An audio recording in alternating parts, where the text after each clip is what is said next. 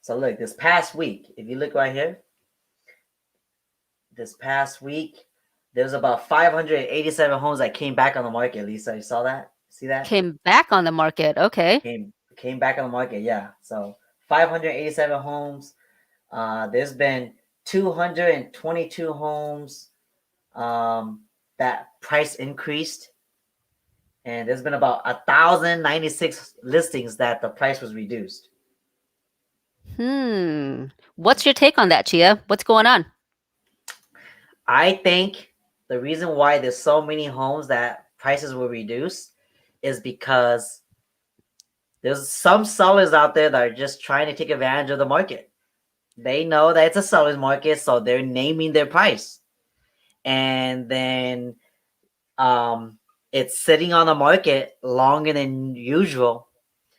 And then they're having to reduce the price in increments just to get some action going.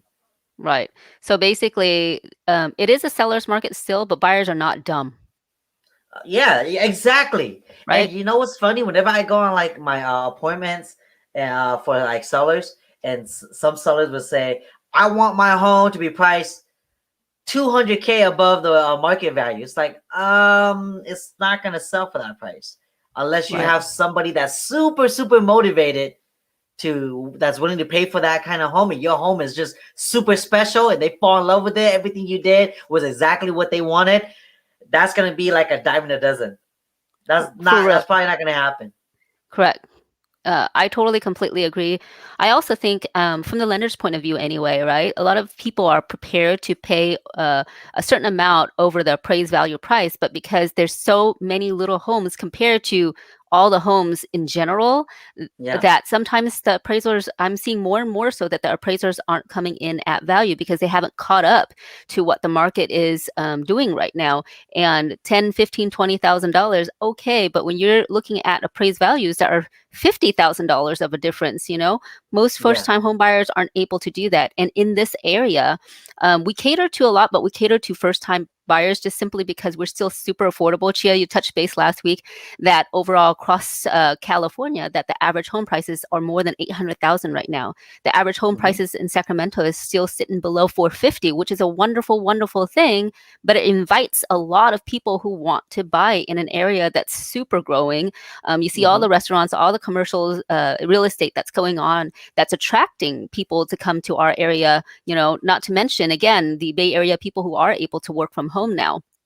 So that's, I think, is the biggest major reason why it is. It's not because the market is slowing down at all. It's just because the market hasn't really, or the appraisal value is just hasn't caught up to that. And it's yep, going back on the market. And I'm honestly not surprised. I'm just seeing the trends and the loans that I'm doing, that people are trying to rework the deals and everything, and the sellers, if you're a little bit, you know, um, too ambitious, you might not get. I'm gonna share something about that about one of Yeah. our past about one of my past transactions that just canceled and what the sellers decided to do after we cancel. Okay, but before I share about that, here's a comment from Best Content. Like your channel name, Best Content. Gotta look you up later. They said, will house market keep going up or will the bust? Lisa, you want to take on that question? How do you feel? So, as a lender, my point of view is going to be a little bit different than my realtor partners, and a couple of things are happening in the financial industry. And I do think that there's going to be a correction. As far as the bust, people assume the bust is going to be more like a 2008 bust. I don't see that happening anytime soon, just because the inventory is still so much lower than the demand that's out there. And if you were looking at the housing market for last week with Chia, then there's about 60,000 worth of renting people who are having a really hard time renting because the rent has gone up as well. So as long as those two things continue to rise, people are Mhm. continuing to buy houses, and investors who are having a lot of cash in their current house right now is doing a lot of cash out with me, and buying other houses as well. So for any home, I would say, when you're talking about a bubble bursting, okay, possibly for homes that are about 750 and above, possibly. Okay, because our area still, the median income doesn't fully support that. It's mostly the Bay Area people or people who are in very secured industries that are keeping that market for that. But anything below that, I'm still seeing people are going to buy up the wazoo just because it's still considerably affordable. Hmm. No, I feel the same way. I'm in the trenches. You know, I have buyers, I have sellers, and just from the data alone, best content, I don't see that a bubble bust is coming, at least not anytime soon. You know, like if you've been browsing a lot on YouTube, you're probably seeing a lot of videos talk about the bubble is going to be busting. 2021 is going to be the year for foreclosure crisis, etc., etc. You gotta consider the context of that individual because maybe there's strings attached to that video why they're trying to drive up views, and how are they going to try to get views is by talking a good headline, and nobody wants to talk about or put up a video saying market's not going to crash, demand is still going to be strong, but the market crashing, that's a better headline.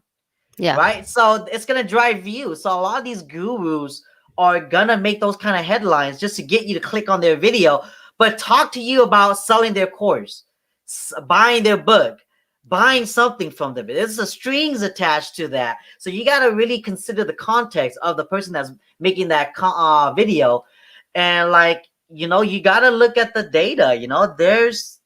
There is not going to be like a crash or a bubble coming anytime soon because we don't have any inventory to justify it. Demand is still super high. It's slowed down a little bit, but it's still high. Okay. Homes Right. are still being gone in like 20 plus days on the market. That's so fast. That's like almost a cash deal. Yeah. I mean, So like, the normal market where it's even on both sides typically takes about 2 months to sell a house, right? 2 to 3 months to sell a house and everything. When you're asking for the bubble bursting as well, also keep in mind of the area. Remember, in our Sacramento area, the average home prices are still below 450. So we still have lots of room to catch up on the average in total of California, right? yeah. So Mhm. I would see that it may hurt our near neighboring Bay Area areas, but not so much here just yet. Mm-mm. Not yet. Hmm. Not yet. But yeah, best content. Hopefully that answered your question. He says many of my friends sold last year for profit, but I haven't. If the market is gonna correct itself, I like how Nia Kane says that there's not gonna be a crash, there's gonna be a correction. And you're right, Nia. A correction. The difference between a correction and a crash is that the market is really, really high. What goes up must come down. But it's not gonna be like a price crash or like a jump like '08 to where homes were slashed in half for the price. It's gonna probably go Right. down like 5,000 reduce, 5,000 reduce, 10,000 reduce. And the reason that's gonna trigger that is because homes are gonna sit on the market for a long time because sellers are trying to take advantage of the market, and they're wondering why nobody's submitting an offer and it's been 30 days. Wait, I thought my home was supposed to sell in 15 days because that's the average days on the market. Well, something's wrong with your home, seller, or you overpriced it. So what they do is they reduce it. Because look, let me go back to this. Let me go back and share this with you guys, okay? See, that's why you have this price reductions. 1,000 homes reduce their price. Why? It might be one of those two reasons. Something's wrong with it, or they overpriced it. So that's why they have to reduce it. So that's what you're gonna see in a correction that Nye is talking about. Best content. We are long overdue for a correction, but because demand is still so high, it's taking a little bit longer for that Right. correction to happen. One of the Thomas, go ahead. Oh, sorry, guys. One of the things that you also have to consider as well, because interest rates are so phenomenally historically low, the difference between what you're renting for and what your mortgage is not that much of a difference. So when people are looking at and they're stressing out, they're looking at the fact was like, well, you know what, to get me myself back on my feet, maybe I'll just rent for now and then I'll buy again later. But when your mortgage is the same, less, or slightly higher than renting, people will reconsider doing what they need to do in order to salvage their payments in their home. Mm-hmm. That's what it is. And Thomas says he's in Natomas. Thomas, you're in Natomas. I'm gonna pull up some data for you so that way you know what the price range is around your area. Okay, some data just locally in Natomas only. And then Eva says hi, Lisa. Hi, Chia. Hey, Eva. Hi, What's Eva. going on? You remember Eva? A while ago, yes. Do you? Do you remember her? It's been a while since we chat, Eva. Yeah, let me just pull this up real quick, okay? All right, Thomas, I'm gonna go over some data with you, okay? Let me share this real quick. All right. This is Natomas, right? 9.833, 9.834, 9.835. This is all North and South Natomas. So look at this. This for sale, sold, and new listings. Last month, homes that sold in Natomas increased about 12%. I don't know if you guys see that. 12%. New listings went down 10%. So 10% new homes, new listings were in Natomas. So that means not a lot of people in that area are putting their homes for sale. There's no change in homes for sale. Okay, and look, currently right now, so we're like the midweek, the mid-month of July. So this data is not that accurate, but they're comparing it to mid-month of last month. And look, sold homes went down 33%, new listings went down 17%, homes that are for sale are up almost 40%. But look, here's what I want you to see, okay, Thomas? How fast are homes selling in your neighborhood? Look at this. The average days on the market is 7 days in Natomas. Mm-hmm. 7 days. That is crazy. That's like a all cash offer right there, Lisa. I know. It's super duper crazy. That's crazy. Look, that And means that the moment you put your home on the market, 7 days it's officially closed and you move out. so let me tell you, one of my clients currently right now is asking me to cash out as maximum as possible so that she can buy the next house in cash and be super aggressive with it. That's smart. A lot of people are doing that, guys. Okay. You have And that's to. the reason why I say the market's going to be this way because people are getting a lot more savvy with their investments. They're not just looking for, and Chia and I think have addressed this a few times, where we want to be, part of your life, and we're teaching our people to continue to go out there and build wealth through real estate, not just to be a first-time home buyer, but to really look at the numbers and say, okay, I could keep both houses. How cool is that? Mm-hmm.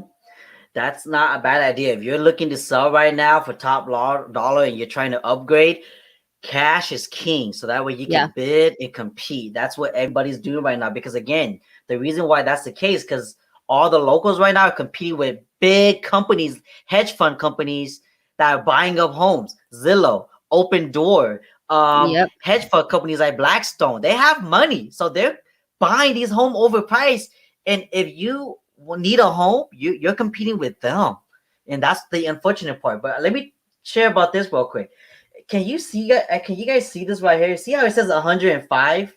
This green line. This means that the average home that's selling right now are getting 5% more than what they're listing their home for. That's 105. That's crazy. So that's how you know homes are being sold overpriced. And look, average price for sale, homes that come on the market for sale, look how much it went up. The average price right now in the Natomas is $677,000. That's the average home right now in the Natomas. That is The pretty average, crazy. that's crazy, right? That's over the median price in California. I mean, in Sacramento. Yes. In Yes. In Sacramento, Sacramento yeah, in as a whole. Sacramento. And then the Yeah. average price that's sold in Natoma is $557K, $557,000. So Wow. look, So look, it's home prices in the Thomas alone, Thomas, has been going up almost 8% every month. 8%. That is crazy. And look, if you compare that to last year, your same home went up almost 30%. Is that so crazy? Hey, Chia, just for kicks, can you do Elk Grove as well? Yeah, I can do that. Here, let Do me Elk go to the month of Grove. inventory real quick. Okay. Look, months of inventory. You have 0.4 month worth of inventory. Less than a quarter month of inventory. This is why this is how we know that a bubble is not happening anytime soon. Best content is this. You have less than zero point 0.4 months worth of inventory. Until that gets to 3.0 or 4.0, a bust is not going to come. A correction is not going to even happen yet because this number right here. Okay, so let's go to Elgo. Okay, let's go to Elgo.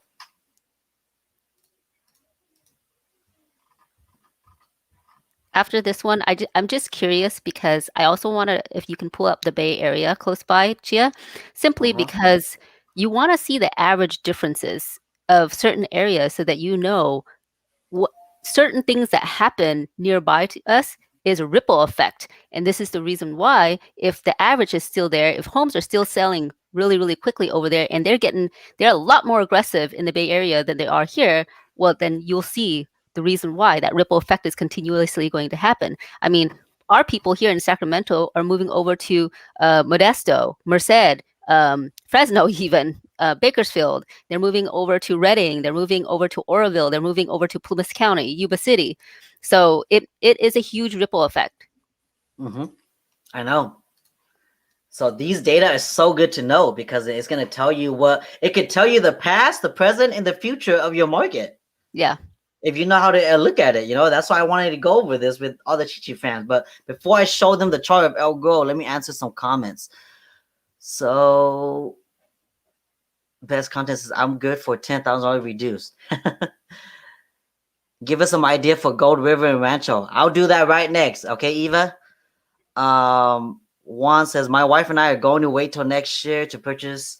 I'm thinking maybe buy a condo in Sacramento and sell it for profit in about 5 years. What are your thoughts? Juan, you could definitely wait.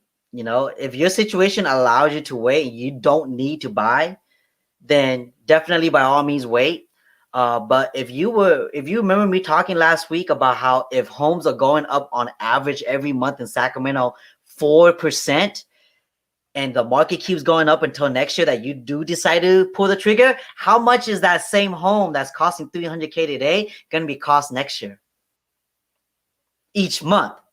Yeah. So you have to consider that. If you consider that and it's affordable for you still to wait a year, because we don't know if the market's going to keep going up or going down. From the data right now, it's going to keep going up, right? So Right. how much can you afford to wait? That's really the true question you need to ask yourself, Juan. Hopefully that helps. And then Right. Thomas says, ouch, we are packed like incense. Yeah, man, the Thomas is hot, Thomas. Yeah. Super hot. Eva says, are more people with cash on hand or eligible by bank loan? Both. Like what Lisa said, they're holding on to like 20, 30, $50,000 worth of cash. They're buying a home utilizing low down payment. So that's probably like 3%, 3.5%, 5%. And then they're using the remaining to leverage their cash. So let's say, for example, the home that they bid on is 500K, but the ask price is 450. It appraises at 450, and they offer to pay 20K cash. So that means the seller's going to total 470. So that's what a lot of buyers are doing right now, Eva. And that's why we say cash is king. If you don't have that sort of cash to play with and the only funds you have available to you is for your down payment and closing costs, and that's it, then you're going to have to look at homes way below your pre-approval amount. So if you're pre-approved for 500K, don't look at home by 500K. Look at homes at 400K, 420, 430, 450 the max. So that way that 50K pre-approval buffer could be there for you to compete. That's what I would recommend you to do. Okay, Eva? Correct. And another thing too is, guys, I know sometimes it can be discouraging because you're like, oh man, I'm going to get beat up by another cash buyer. Cash buyers really only make up roughly about 20% of the market. Okay. So Oh yeah. yes, they are, it's really, really awesome when the seller sees that and everything, but it doesn't happen that often. Even with people with the cash, people with that type of cash want to leverage their cash too. Yep. So they don't want to put all their eggs in one basket. It's easy to Mm-mm. put money into a house. It's not as easy pulling it out, okay? Yeah. Depending on the situation. So that you make a good point, Lisa. 20% of buyers right now are only cash buyers. Meaning if it might not be liquid green cash. It's probably private financing. Correct. Okay. Correct. So if that's considered cash in the transactional world too. So if 20% of transactions right now are cash, what about the remaining 80? They're using finance. So what does Yeah. that mean for you? That means that you are competing with cash buyers. Here's why you're competing. Because cash buyers tend to be cocky. I say that because they're low ballers, right, Lisa? They Yes, have they cash. typically do. They Yeah. have cash, so they're thinking, you know what? I'm not using a loan seller. I could close in 7 days. I don't need a loan contingency. I don't need Yeah. appraisal contingency. I don't need inspections. I want to buy it 20,000, 30,000, 50,000 dollars below your ask price because I'm paying cash. And a Right. lot of sellers right now are saying what? Heck no, I rather accept this FHA offer that's giving me way over ask price. Correct, correct. And again, a lot of a lot of sellers too, guys.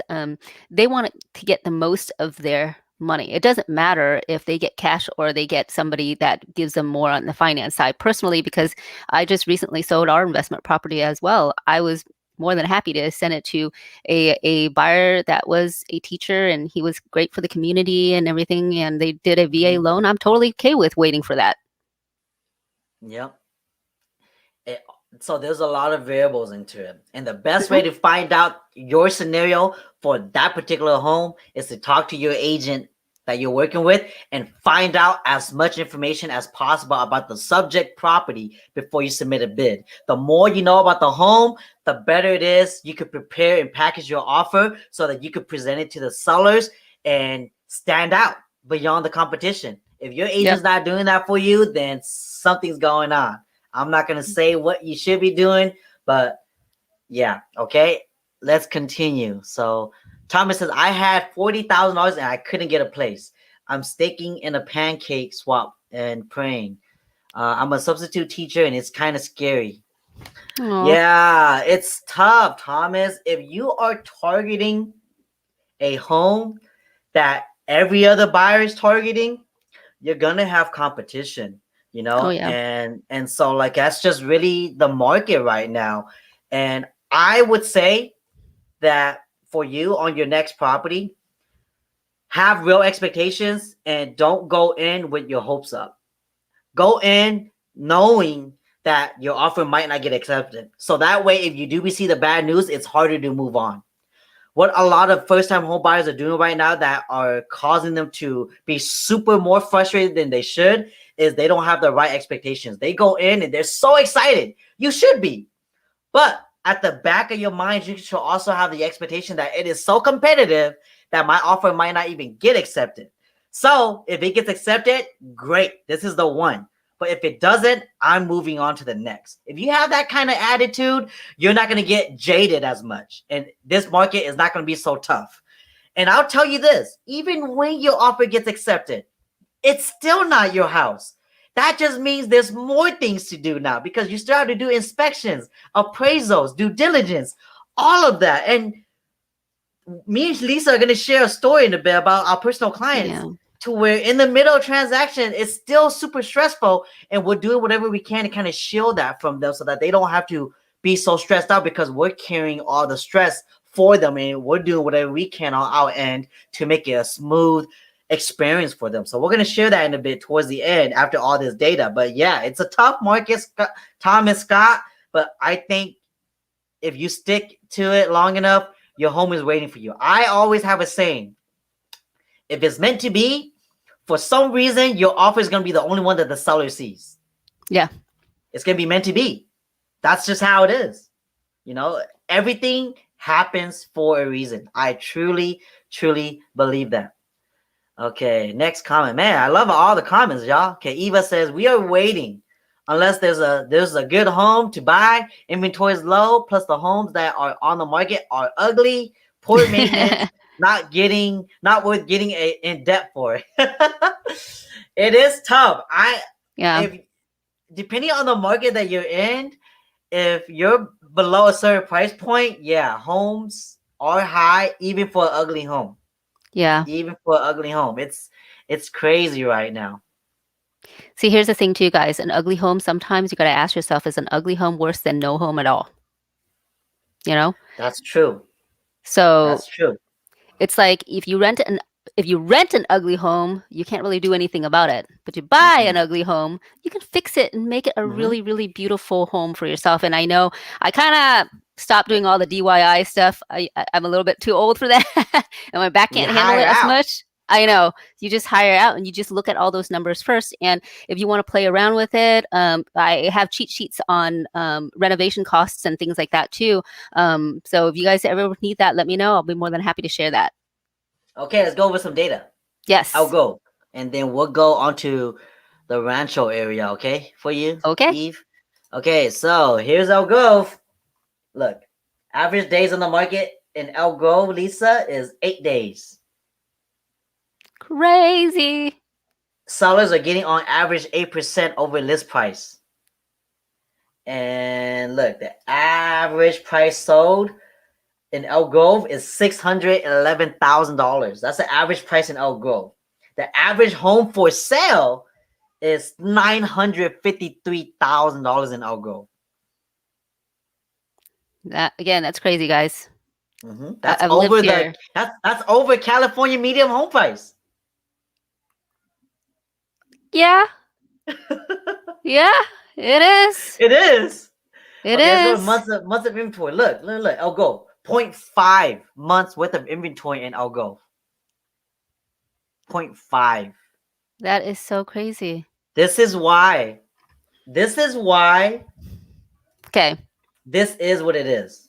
So earlier, best content, you asked about the correction and everything like that. So now that Elk Grove is above that price point, as I mentioned, it might be any homes above that average price point that's going to really have that bubble. Okay, but anything below is still driving that market up.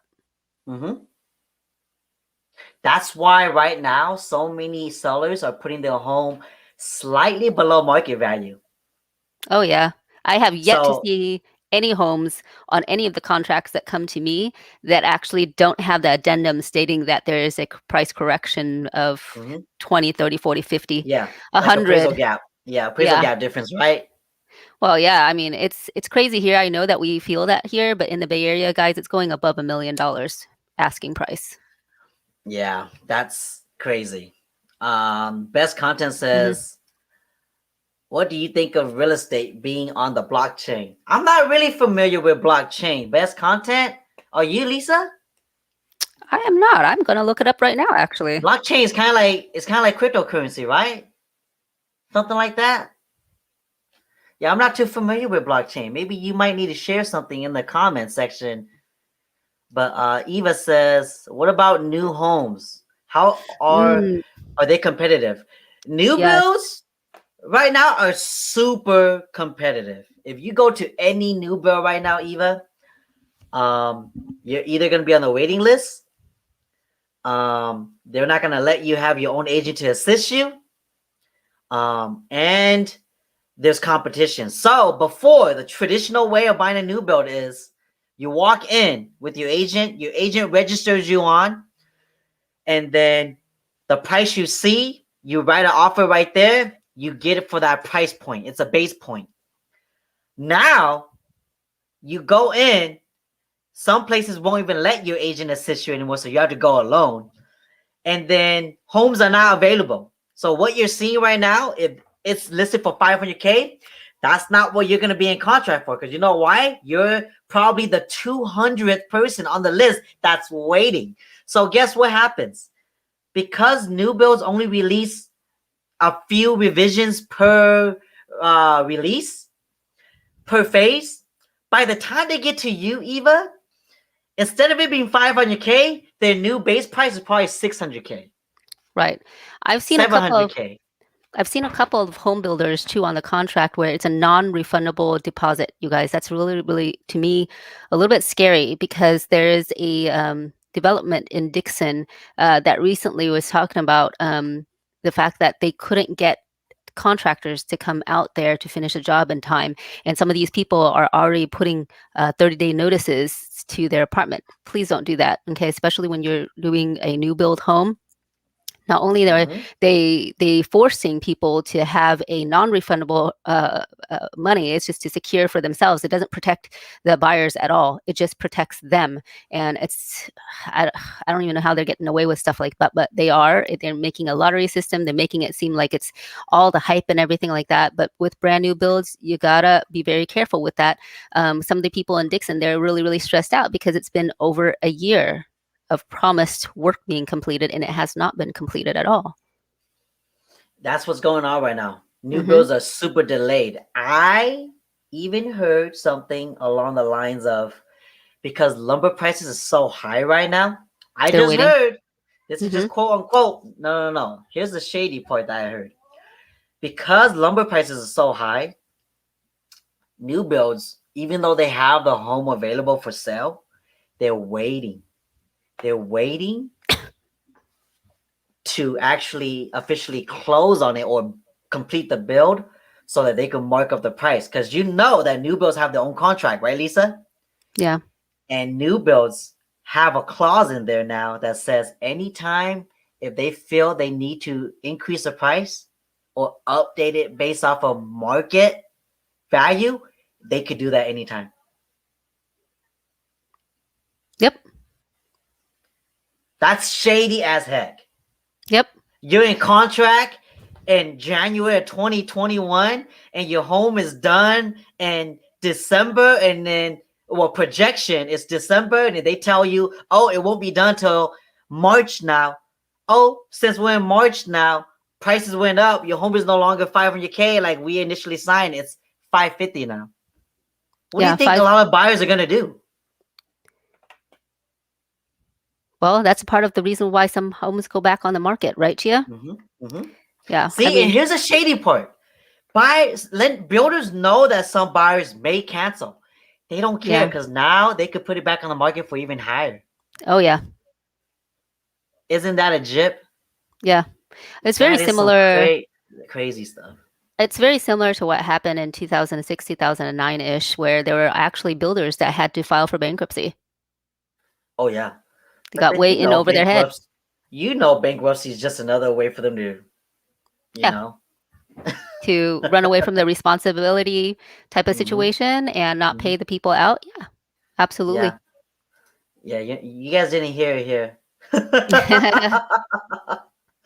You guys did not hear it here, but yeah, that's really what it is. Okay, Eva, I'm looking up Rancho Cordova and Gold River for you right now. Okay, I haven't forgotten about you. I'm looking it up right now. Okay.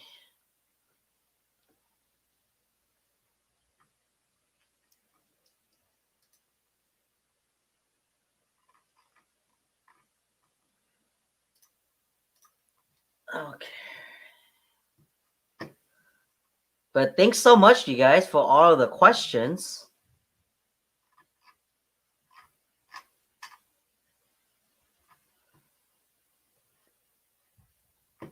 Oops, you know what? I need to go back here. Okay. This is Gold River and Rancho Cordova. And average days on the market there right now, Eva, is 10 days. On average, every seller is getting 6% over their list, what they're asking. Man, that's crazy. That's in every market. The average price right now that's being sold is $570,000. So if you don't even have that much, or you're not planning on spending that much, then most likely the home that you're looking at are going to be fixer uppers. Okay, so this is the average price that's being sold up there right now. Average home that's hitting the market, the price is almost 600K. And months worth of inventory, 0.4. Not a lot of inventory. There you go, Eva. Hopefully that helps. Yeah, almost 600K. Damn, Rancho Cordova sure went up a Oh lot. yeah. Well, again, it's My the ripple effect. gosh. It's a ripple effect, Chia. I mean, if the average homes sold are 611 in Elk Grove, their Elk Grovians are going over to Rancho because they still get Yeah, the Elk it's Grove School nice. District. Yeah, it is Yeah, nice. exactly. It is Yep. nice. Yeah, Yeah. the Rancho, that makes sense because Rancho Yeah. Cordova is way cheaper than Elk Grove. Yes. Hmm. Yes. It might That not is be for true. long. Let's go back to the comments. Thomas says blockchain is the future. Did you look it up yet, Lisa? What is blockchain? I did. So it's part of cryptocurrency from what I'm seeing. I see a lot of that coming It on is crypto. and I agree with that. I do have stocks vested into cryptocurrency. It's weird Best because content. yeah, it's shaky just because it's not FDIC insured and there's really nobody really mandating it so far. So a lot of people are wary. I'm wary myself, but I just figured it's like, I don't have to put a lot in order to make a good amount. So I can see that coming into the market. He says to look up Proppy. It's based off of San Francisco, and they're trying What to is it? revolutionize Proppy. I'm looking it up right now. Proppy. Okay. Multiple offers. Here, let me share with all you guys so that way you guys know. This is Proppy. Multiple offers, multiple transactions, one solution. Automated transactions from the world's leading real estate innovator. What is this about? From the moment you receive a listing all the way to closing the deal, property real estate transaction management software does everything for you all in one place. Yeah, but what does it do? World's first real oh, it's an NFT. Non-fungible transaction, I believe that's what it stands for. I heard about NFT. As a matter of fact, I was looking up this YouTuber that sold a piece of art. It's a digital art, Lisa. They sold it for Interesting. $65 million. So it's a digital art. Think about that. I heard about that. Okay, That it's is coming back to crazy. me. Well, Okay, so what else do they? I'm gonna have to look into this. yeah, let's look into it and put it in for the next segment. This Yeah, seems interesting. yeah, I guess we could look into this property next time. But thanks for sharing that. Yeah, for sure, we need to look into that. I haven't really heard about anything that's getting into the blockchain regarding real estate. But okay, let's go down the list. Thomas says Pancake Swap is amazing. It's amazing. It's easy 100% APR and DeFi and NFTs are blowing up. Yeah, okay, that's what it is. The only way I got my appointment at Thomas was by showing them the crypto I had, and they were like, okay. That's crazy, right? How you could go somewhere right now and just show your cryptocurrency assets, and they'd be like, okay, this dude got money. Yeah, that is pretty cool. That is crazy. I believe you, Thomas. That is gonna revolutionize everything, but I'm still like in between all of that. I invest a little bit in stocks, but I'm still a little iffy about crypto. So yeah. YP says, is it possible for someone making a medium income of 50K a year to buy a home in Sac? How Yes. big of a down payment will we need? Yes, YP, it is possible. If you look back a few weeks ago, me and Lisa did budget planning for a person that makes $15 an hour, and they were able to buy a home. So look into that. Maybe I'll share that after this. Okay, I have to go back and look into it, but yes, that is possible. YP, if you want to know, reach out to Lisa. She could probably do like a quick analysis for you, so that way you can see it based off of your scenario. I say your scenario because everybody's situation is different. Okay, so okay, next comment, Eva Lee. Non-refundable? Oh, that's just dangerous and sounds like a scam. Yes, some new bills right now are not refunding your deposit. Here's what they're doing, okay, Eva? They're going to give it back to you in a form of a credit. So that way in the future, you can still use that credit to buy a home. From That's them what if they build in from the them. area. If they build in an Yes. area that you want, okay? And let's just say you don't get precedence either. You don't get first dibs. You're You not just have to stand VIP. in the same line as everybody else. And if they get to you, they'll put that in the closing costs. Yeah. So they say that. Guess what? It's because they can still choose. They can still choose 10 other people who's willing to pay more because they got into the next phase. Hmm. It's really, really shady, in my opinion. Super I don't shady. really like that, but So here's they're what I'm able to get telling away all with my it. they are because they got really good lawyers because they got money. And for some reason right now they're calling the shots because everybody knows the world need builders, right? Because what do we need right now? We need Right. homes. And how do we get more homes? Builders. So they Well, know that and they're just taking advantage of it. I hate that. yeah, well, here's the thing. Just because they're Goliath doesn't mean like we as a David population can't fight that, right? We have to Hmm. band together. And really, the way to fight things like that is if you see it and you're going through the transaction with it, have you, your agent, your lender, Yeah. contact the CFPB to say, hey, this is not right. Contact the Department of Real Estate because if we don't say anything about it, that's how they are able to get away with that. No matter how great their lawyers are, everybody still has to play the same rules. This is why builders know that, Lisa. And that's Yeah. why some builders don't allow you to have your own agent now. Yes. Yes. Because you know why? Your agent understands the vocabulary of real estate. You don't. Yep. So that's how they're getting people, okay, Eva? So that's why I'm telling all my clients right now that are looking to new build.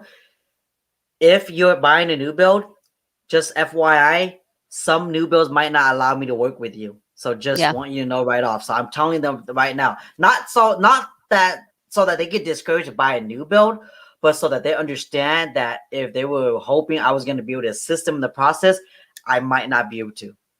So just something to consider. But yeah, man, these are good questions from all you guys. I really appreciate it. These are really, really good things to know. Thomas says, but it still can't get y'all a place. Homes will be NFTs or at least connected is the rumor. We'll see, man. Only time will tell, right? Dixon is a cute little cowboy town. I don't go to Dixon a lot, but it's pricey up there too. Yeah. Because you know why? It's right next to UC Davis. College Yeah. towns are always uh, areas that's always up and coming because there's always going to be in high demand. Yeah. You need to be a big baller to get a place in Sacramento. I No. wouldn't say that.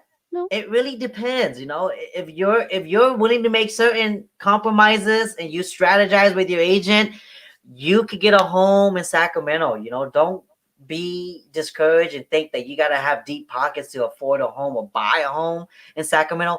You can still find a home. You know, like me and Lisa are helping buyers every month get Right. homes in Sacramento. And these people don't have deep pockets. They're doing low down payments. They're first time home buyers. They're getting gifts from their friends and family, or like they're getting credits from the repair negotiations, etc. You know, so it's possible. You know, don't give up. Strategize with your agent. See what's gonna work for your scenario.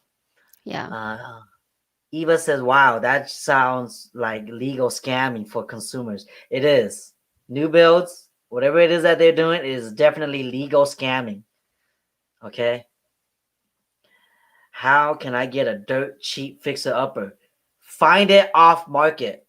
Yeah.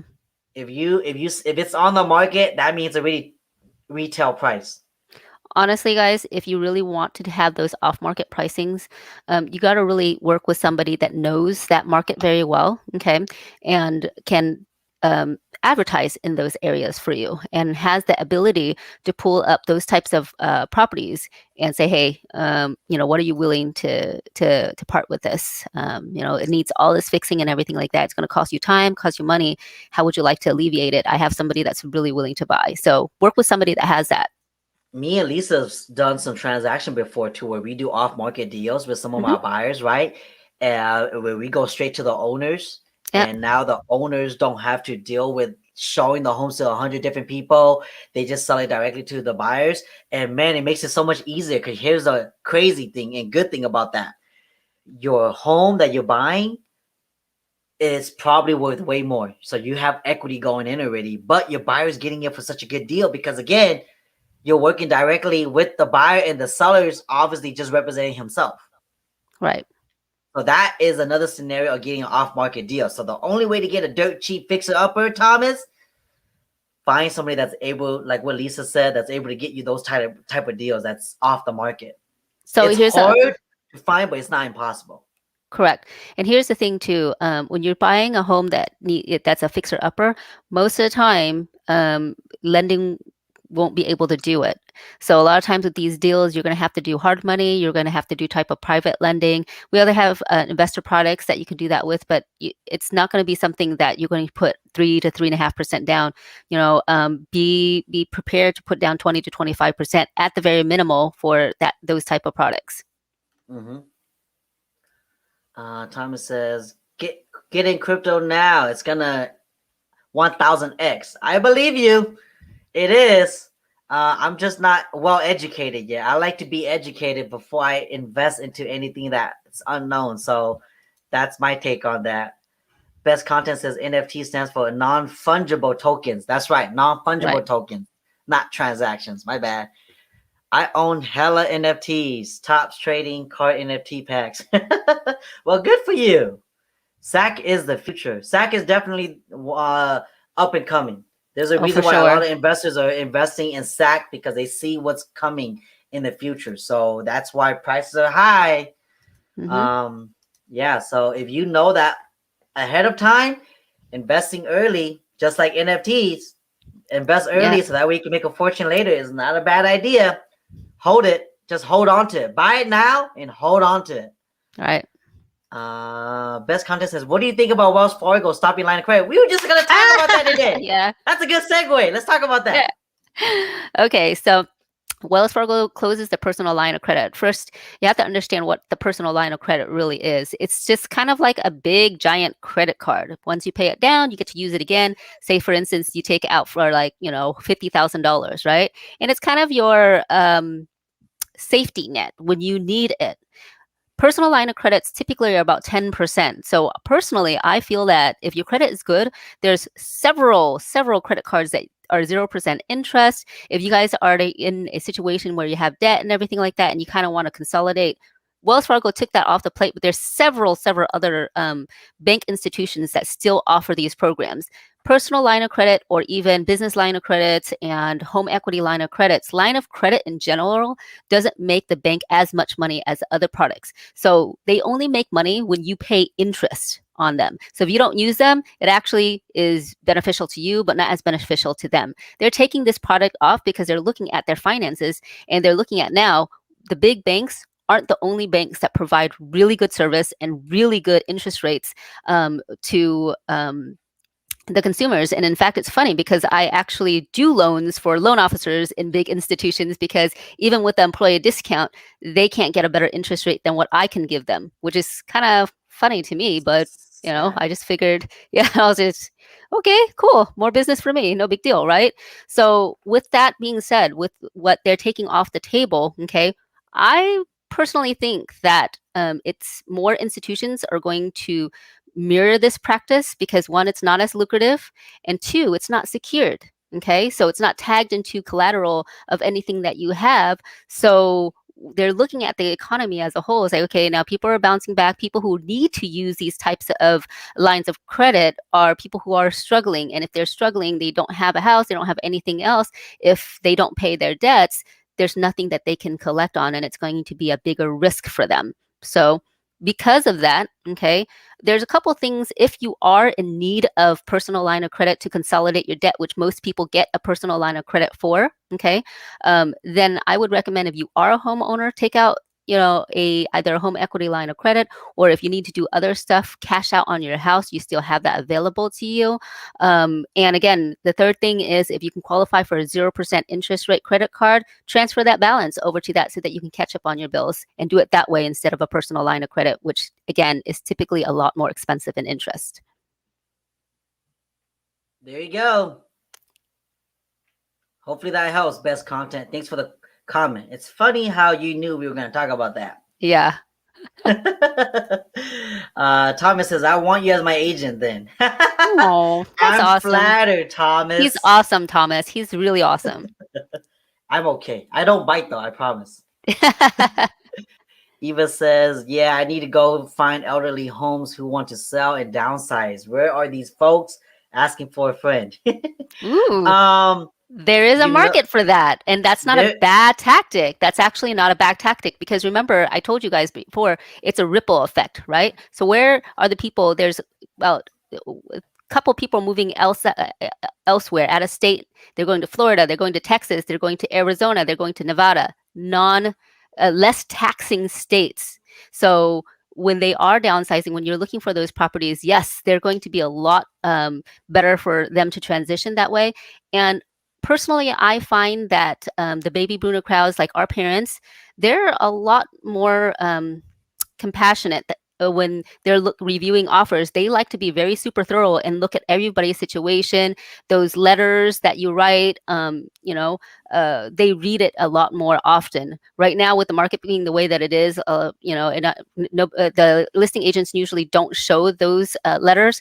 But when you Nope, have an it's agent sad. advocating for you, when you have an agent advocating for you and telling you your story and everything like that, that actually helps too. And then when you have a tag team of your agent and your lender advocating for you, that makes it a lot stronger in these situations. So I hope that helps you. You can absolutely find that.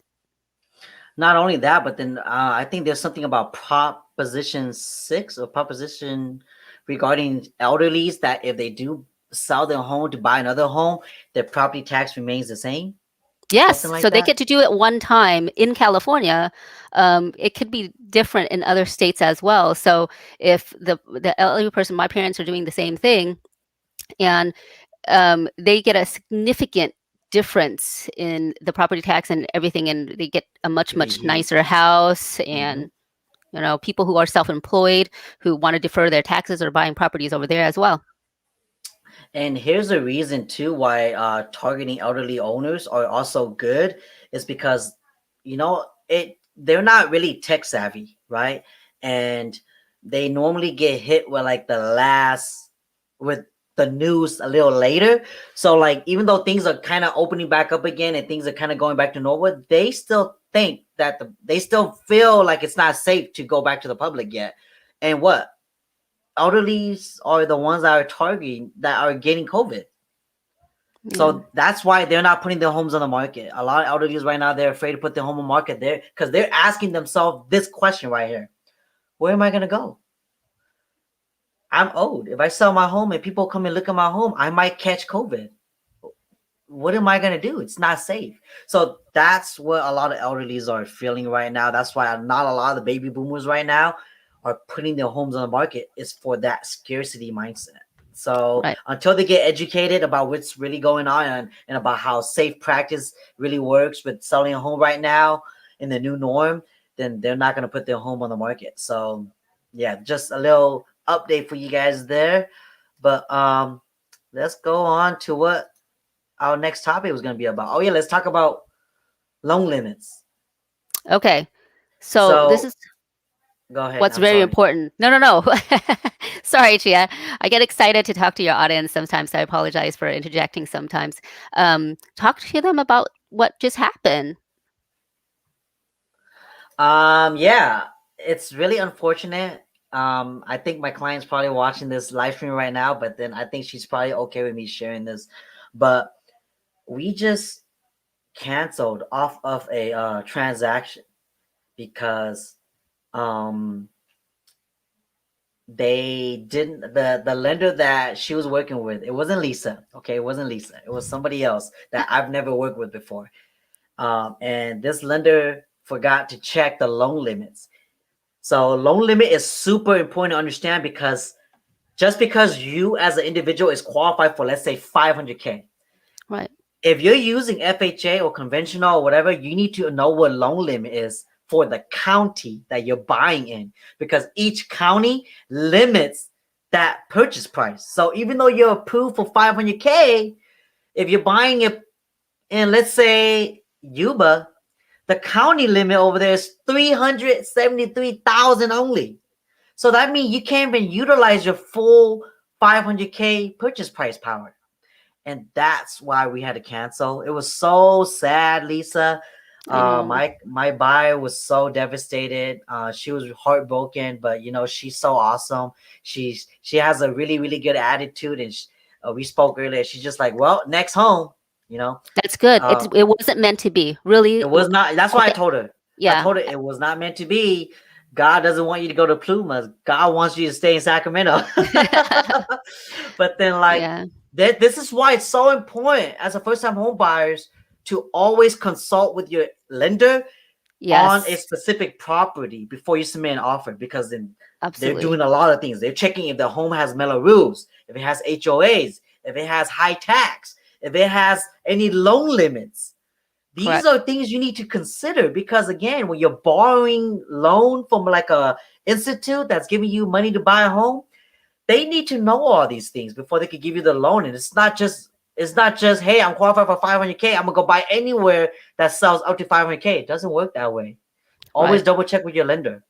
Oh, absolutely. I mean, I had a very similar situation happen a few months ago where one of my buyers, he's from the East Bay and he's been looking for so long and he got discouraged. So he actually moved up to Sacramento and he was trying to find a home in the East Bay for $1 million.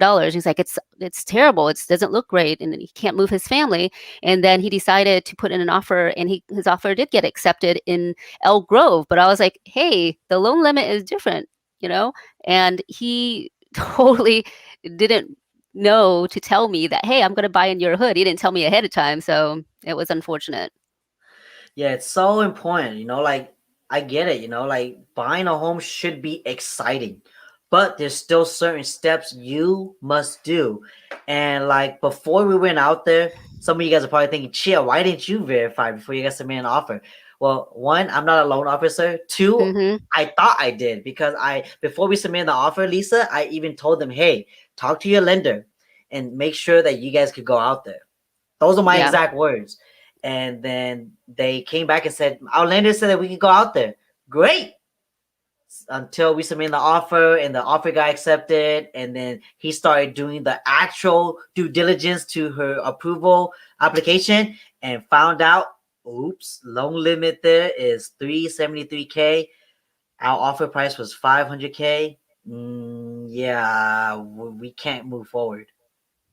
That's so So, unfortunate because yeah. the tools that we have to look up loan limits, it's very easily ready accessible. I mean, you as the public can go in there and look at it as well. I mean, Google has everything for you readily available. And a lot of times, you guys don't realize like Chia actually knows so much more on the lending side, and I love working with Chia because of that. Okay, but yeah, when it comes to numbers, when it comes to those things, county changes, everything changes. It's not um, a realtor's responsibility to honestly know that, but it absolutely is the responsibility of the lender to know that.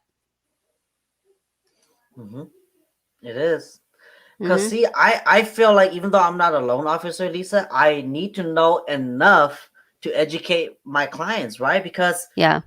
Because then this way, maybe when a lender that they're working with that I don't know Hmm. is working with them, right, or doing their loan, and they explain things in like big words, I could at least break it down for them and say, hey, here's what that meant.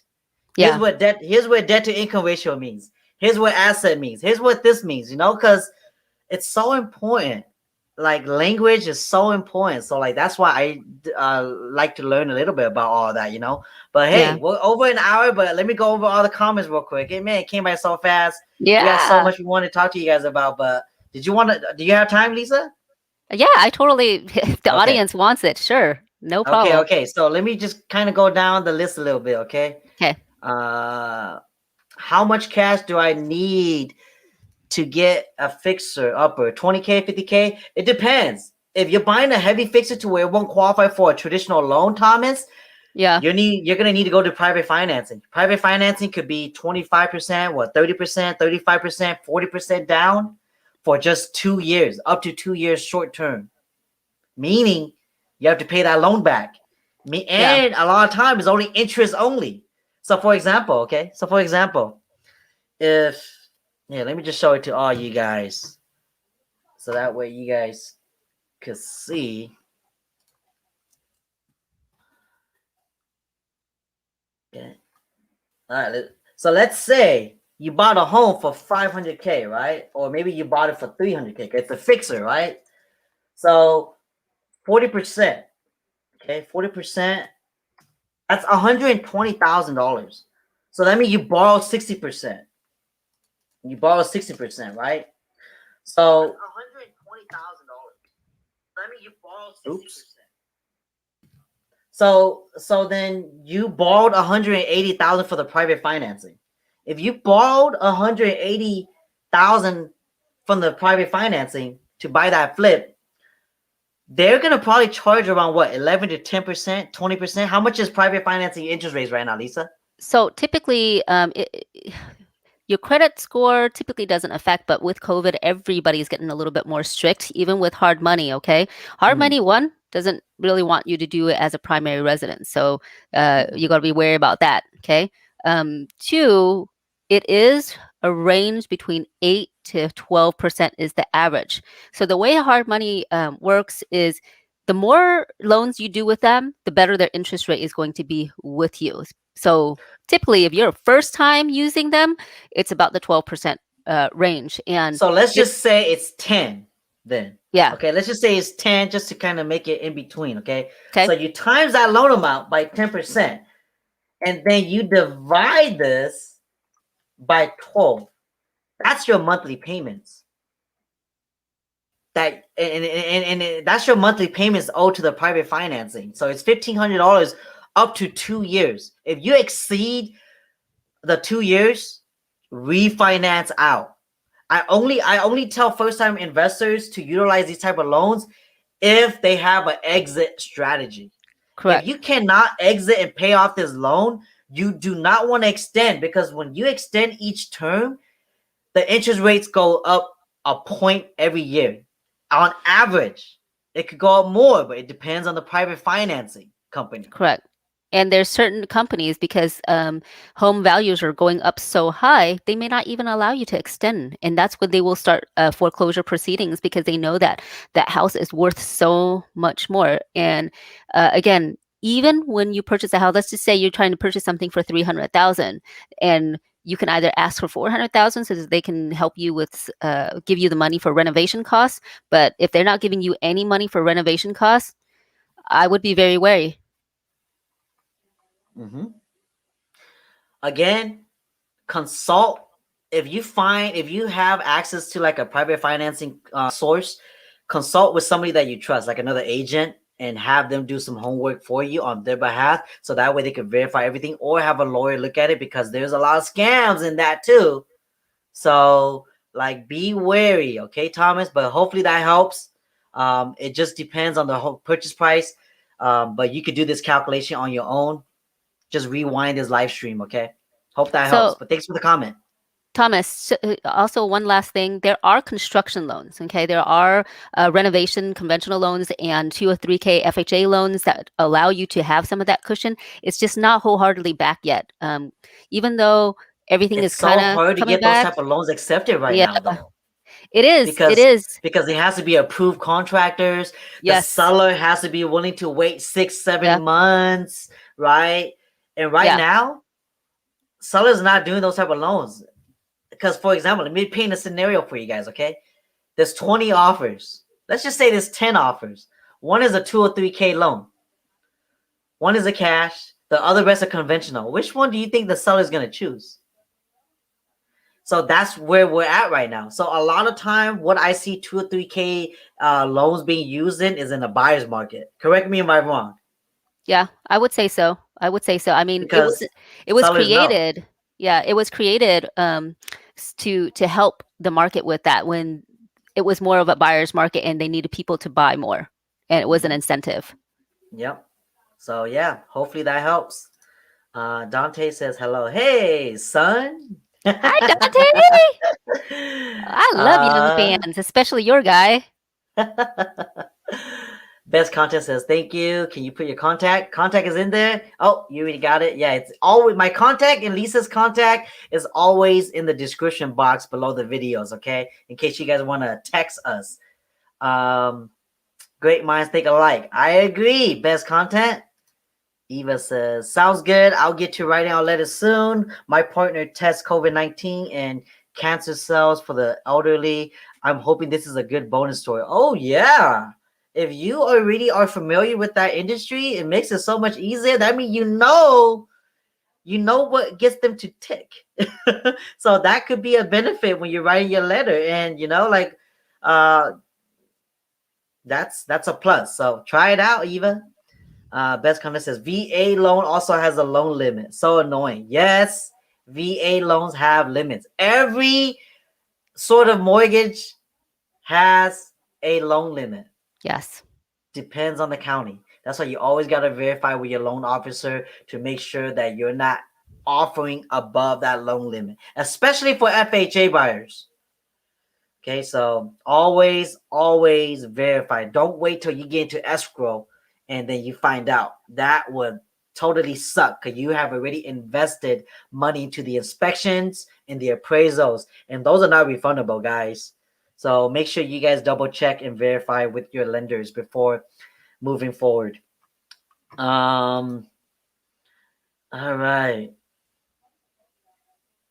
Um, what was we gonna talk about? Yeah, our client. Yeah. Our client, one of our stories, one of the stories, right? We can.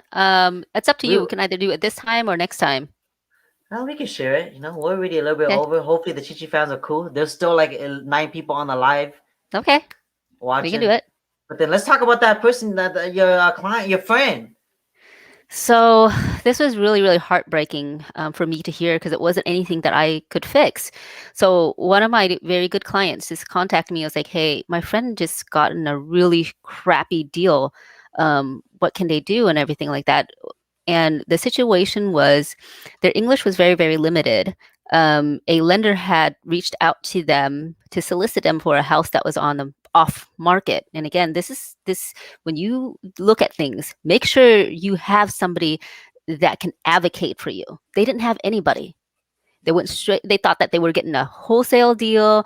They were buying a home in Orange County that was $200,000 below market value, so they thought it was a steal. He put $200,000 as a down payment, and he also paid 3 months in advance. I was like, that's a little bit different. Okay, maybe this is a hard money type of situation because it's a private lending. I was like, all right. Come to find out, because he lived in San Francisco, he didn't really go down to see his property in OC until he got his job transfer. Okay. Changed everything. Come to find out, this house was never on the market. The lender told Mm-mm-mm-mm-mm-mm. him to wire that entire money to them. So there's no middle person, no escrow, no, um, uh, person that can manage that. They didn't know that. They already wired all the money. They already have a police report out. He's devastated. He transferred all the way down there to live in his house, or supposedly he thought. But then when he went down to the county, he finds out that his name is not on title. He's not on the grant deed. They have no record of the transaction that he had at all. And it's so unfortunate. And he tried to call the lender. And once he found out and he called the lender, guess what happened? That phone number no longer exists. And I stress this because there's a lot of times when you guys go out there online, there's going to be a lot of taglines, a lot of banners that showing, hey, you can do this, you can do that. You don't, and they pretend to either be a realtor, they pretend to try to be a lender. Each of us is attached to a specific licensing number. Make sure you check all of that. Make sure you look up the company. There's so many sources that you can do that now, to look at people's reviews, to look at the company to see if it's a reputable company, is it a local company that you can walk into and say, hey, I want to make sure that these people actually exist. And Mhm. again, it's an unfortunate situation that they already did everything that needed to be done. There was nothing that I can do. But the experience from my client and his friend was so different and so devastating for them that it was just, wow, things like this still happen. I thought that whole shadiness was gone in the whole 2008 bust, but it seems like there's still people who make a living off of taking advantage of other people. It's There's always disgusting. gonna be It's people doing absolutely that. disgusting. Yeah. There's always gonna be people doing that. Eva says he got scammed. Yes, he did. Yeah, he absolutely Unfortunately, did. We And absolutely did. this happens a lot. That's why for first-time homebuyers, when you are in contract, your title company don't send you or should not be sending you a wire instruction directly now. They send it to you through like a secure email. Mm-hmm. And so that way only a code that they gave you will be able to open that email. And Mm-hmm. because there's a lot of wire frauds. Some people wire frauds during the middle of escrow to scammers because they received an email from a name of a title company that they thought they were in contract with and asking them, oh, wire your deposit to this account number. And they do it. And the next thing you know, the title company calls them in 3 days saying, hey, where's your title company? Or where's your deposit? And the buyer goes, I wired it 3 days ago. No, you Mm-hmm. didn't. Yeah, you sent me an email. Here's an email. That's not us. Things like this happen on a daily.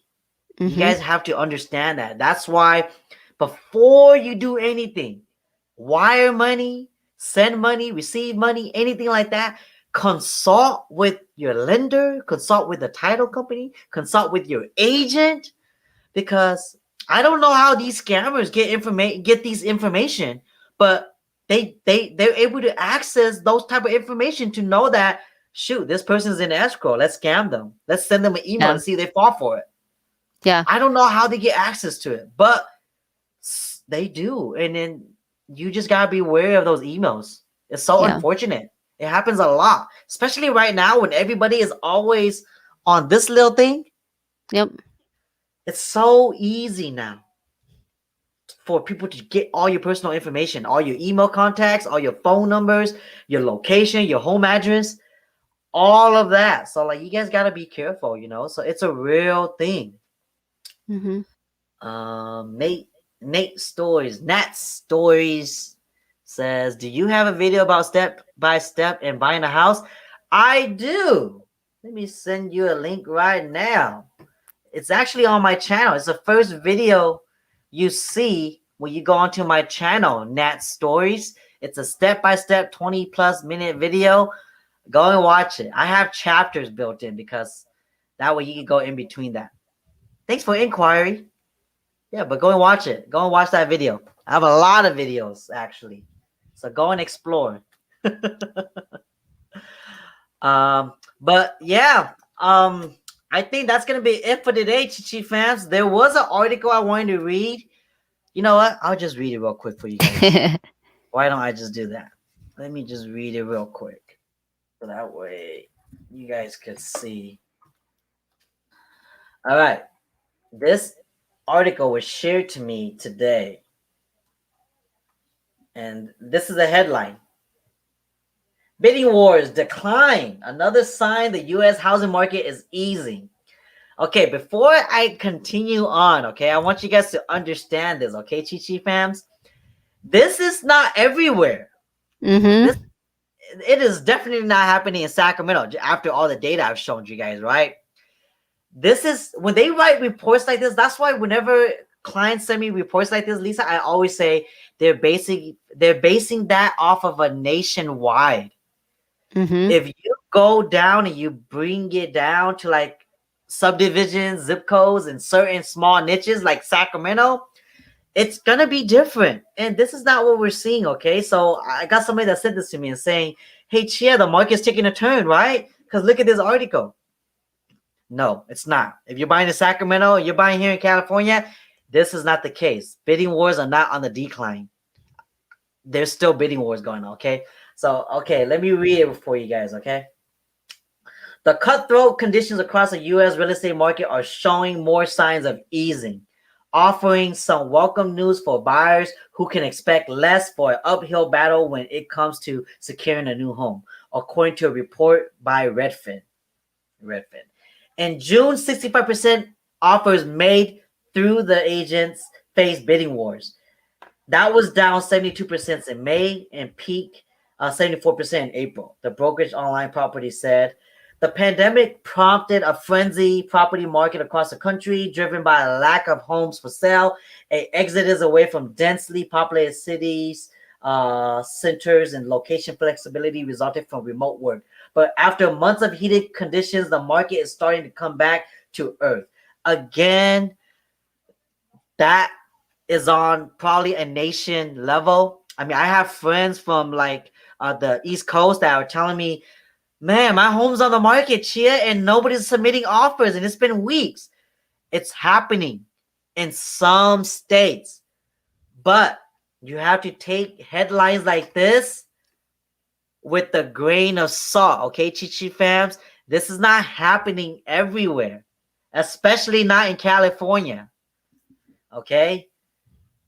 So take that with a grain of salt. Before anybody jumps to conclusion and they see something like this shared on Facebook, it's just a headline. Click on it and actually read about it, okay? And then after you've done reading it, consult with the agent to figure out if this is happening in your market, okay? And that's it.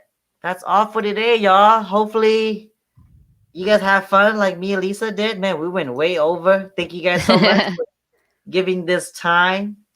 But I think we're gonna close it up here, okay, Lisa? Okay. All right, Chichi fams. Thanks for all the comments. I will catch you guys next week, same time, 6 o'clock, and we'll go from there.